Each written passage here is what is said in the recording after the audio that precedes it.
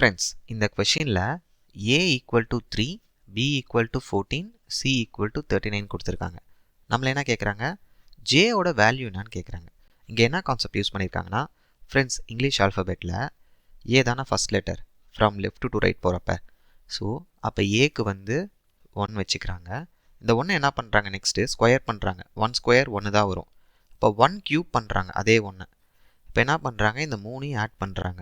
1 + 1 + 1 3. இதுதான் இந்த 3. புரியுதா ஃப்ரெண்ட்ஸ்? இப்போ இங்கே வாங்க, b equal to 14 கொடுத்துருக்காங்கல்ல.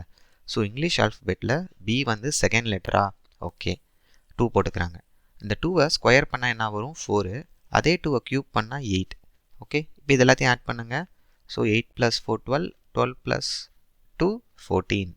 Logic clear ஆயிடுச்சா? இப்போ என்ன பண்ணுறீங்க, டைரெக்டாக ஜேக்கு வந்துடுங்க. ஸோ இங்கிலீஷ் ஆல்ஃபபெட்டில் ஜேயோட பொசிஷன் என்னது, 10. ஓகே, நம்ம பார்த்துருக்கோம்ல EJOT, JOTY.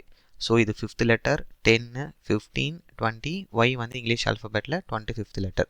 நம்ம லெஃப்ட்லேருந்து ரைட் போகிறப்ப. ஓகே, அப்போ ஜேக்கு 10 போட்டுட்டு இந்த 10 ஸ்கொயர் பண்ணால் 100, அதே 10 க்யூப் பண்ணால் 1000.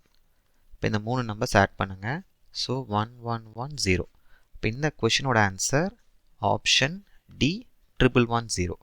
லாஜிக் கிளியராக இருக்கா? Thank you friends.